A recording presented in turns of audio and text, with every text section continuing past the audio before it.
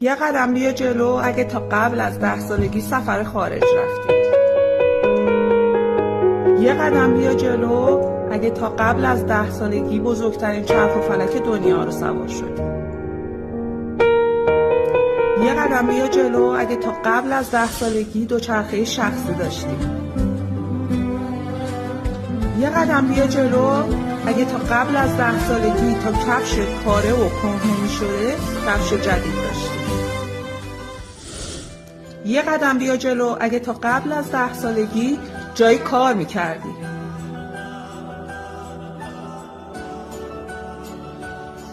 یه قدم بیا جلو اگه تا قبل از 10 سالگی ببر و شیر رو از نزدیک تونستی ببینی.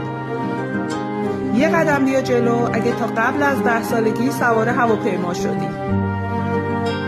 یه قدم بیا جلو اگه تا قبل از 10 سالگی به سفر شمال رفتی.